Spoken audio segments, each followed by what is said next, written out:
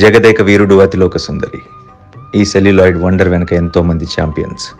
సినిమాలో ప్రతి ఫ్రేమ్ని మ్యాజికల్గా చూపించిన డిఓపి విన్సెంట్ గారు, అందమైన సెట్స్తో మరిపింపచేసిన ఆర్ట్ డైరెక్టర్ చలం గారు, ఎడిటింగ్ స్కిల్తో సినిమాకి సూపర్ టెంపోనిచ్చిన మన చెంటి గారు, పాటలు మాటలతో మెస్మరైజ్ చేసిన వేటూరి గారు, జంధ్యాల గారు, వీళ్ళందరి కష్టానికి ప్రాణం పోశారు ఒక లెజెండ్, ఒకే ఒక్క మాస్ట్రో ఇళయరాజా. ప్రతి పాట వెనుక ఓ ఇంట్రెస్టింగ్ స్టోరీ ఉంటుంది. అలాంటి కొన్ని స్టోరీస్ మీకు చెప్పనా?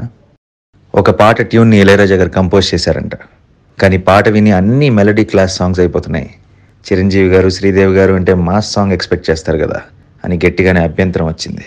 రాఘవేంద్ర గారు ఆలోచనలో పడ్డారు. కానీ దత్తు గారికి రాజా గారి ట్యూన్ మార్చడం ఇష్టం లేదు. అప్పుడు వేటూరి గారు, మహానుభావుడు, ఇదే ట్యూన్ని మాస్ సాంగ్ చేస్తాను చూడండి అన్నాడు.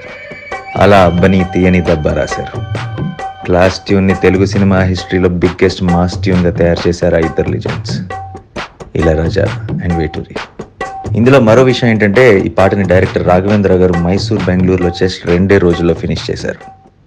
అదే మళ్ళీ మరో సాంగ్లో దేవకన్య మొదటిసారి మానస సరోవరంలో రావడం, అందాలలో మహోదయం పాట పిక్చరైజ్ చేయడానికి రాఘవేంద్ర గారు 11 రోజులు టైం తీసుకున్నారు. మరో పాట దినక్కుత్త దినక్కుర్రో, ఈ పాటకు కూడా వాహిని స్టూడియోలోనే భారీ సెట్ వేశారు. షూటింగ్ అయిపోగానే శ్రీదేవి గారు హిందీ సినిమా షూటింగ్కి ఫారెన్ వెళ్ళిపోవాలి. కరెక్ట్గా అదే టైంకి చిరంజీవి గారికి 104 డిగ్రీల హై ఫీవర్, ఒళ్ళు కాలిపోతుంది. ఓ పక్కన రిలీజ్ డేట్ May 9, ఒక్కరోజు తేడా వచ్చినా మొత్తం తేడా వచ్చేస్తుంది. అప్పుడు చిరంజీవి గారు హై ఫీవర్తోనే షూటింగ్కి రెడీ అయ్యారు.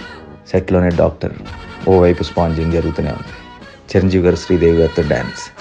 అసలు ఎక్కడైనా చిన్న తేడా అయినా కనీసం కనిపించింది స్క్రీన్ మీద.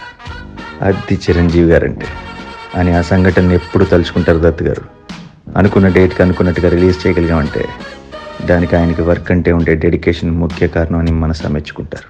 అందుకే ఒక్క కారణం కాదు, ఎన్నో యాంగిల్స్లో జగదేక వీరుడు అతిలోక సుందరి తెలుగు సినిమా చరిత్రలోనే ఒక వండర్, ఒక మైల్ స్టోన్, ఎవరు ఎప్పటికీ రిపీట్ చేయలేని హిస్టారిక్ ల్యాండ్ మార్క్.